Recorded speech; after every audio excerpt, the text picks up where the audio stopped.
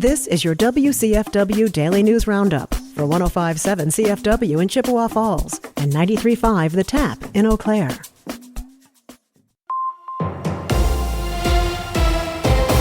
105.7 CFW News, I'm James Kelly.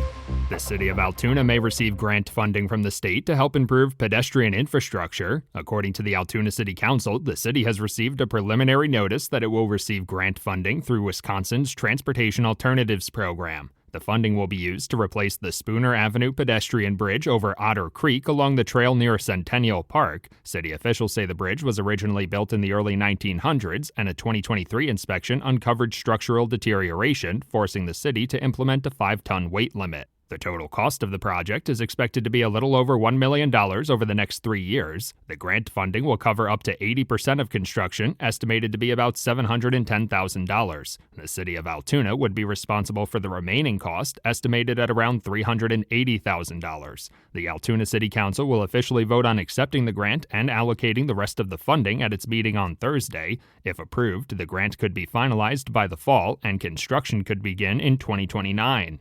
A Richland man is facing felony charges after allegedly threatening a Dunn County school earlier this month, forcing it to enter lockdown protocols. 36-year-old Dustin Rudd was charged with attempted first-degree intentional homicide, attempted hostage-taking, making terrorist threats, and possession of a firearm on school grounds. He's accused of live-streaming threats to shoot children at the school while walking towards it with a loaded rifle. He was taken into custody at the driveway entrance to the school and allegedly told law enforcement authorities that he was ready for a revolution.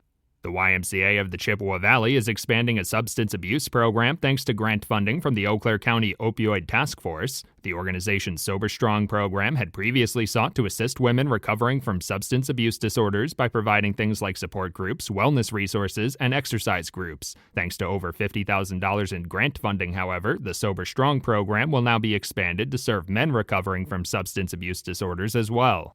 For 105.7 CFW News, I'm James Kelly.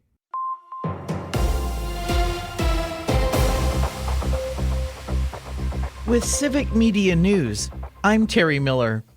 Wisconsin is getting more than $94 million from the EPA to replace lead water pipes. The feds say funds will be distributed through the DNR, and communities can apply based on need and the number of lead service lines. Officials say Wisconsin has more than 100,000 lead pipes connected to water systems statewide. Experts say replacing each service line can cost between $5,000 and $10,000. It's expected replacement efforts will take decades to finish. A former attorney for Donald Trump in Wisconsin is asking the federal government for $3.2 million, saying he was unfairly targeted after the 2020 election. Jim Troupis filed the request under a new fund meant to compensate people who claim they were, quote, weaponized by federal investigations. He points to searches of his email and actions involving his family as reasons for the payment. At the same time, Troupis is facing felony forgery charges in Wisconsin tied to the fake elector case. Prosecutors have not commented on his claims. A new study finds Wisconsin's teacher unions have weakened significantly since 2012, with membership falling faster here than anywhere else in the U.S. Researchers say the decline follows Act 10, a 2011 law that limited what unions can negotiate. The state now ranks 36th overall in union strength and much lower in membership and resources. Backers of Act 10 called it a needed reform, while opponents say it reduced protections for teachers. More news can be found at civicmedia.us.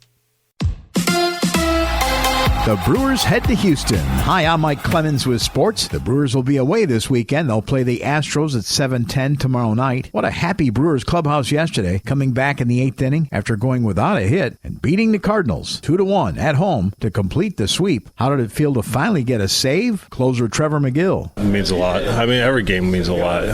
But to be able to, 7+ innings of no-hit baseball and then got one out like this today, that's just big for the crew. College football, the Badgers' schedule is out. They'll open at Lambeau Field on Sunday, September 6th against Notre Dame. And then on the Friday night after Thanksgiving, they'll host Minnesota at the Packers OTAs. The team holding practice and meetings while Josh Jacobs is under investigation for domestic violence. Well, I know there's going to be a lot of questions about Josh. I'm going to stick with the statement that we put out as an organization and just let the process play out. That's head coach Matt LaFleur with Sports on Mike Clemens. I'm meteorologist Brandon Bormans. Midsummer weather continues here in late May. Sunny skies expected for today with highs in the low to mid-80s. Mostly clear skies tonight with lows in the mid-50s. We're going to heat things back up Friday and Saturday. Plenty of sunshine both days, actually right through Sunday with highs in the upper 80s. Right now, it's 60 degrees. That's your WCFW and the TAP Daily News Roundup from Civic Media. Subscribe to this podcast on Spotify, Apple, or wherever you find your podcasts. Find more news at WCFW.FM or thetap.fm.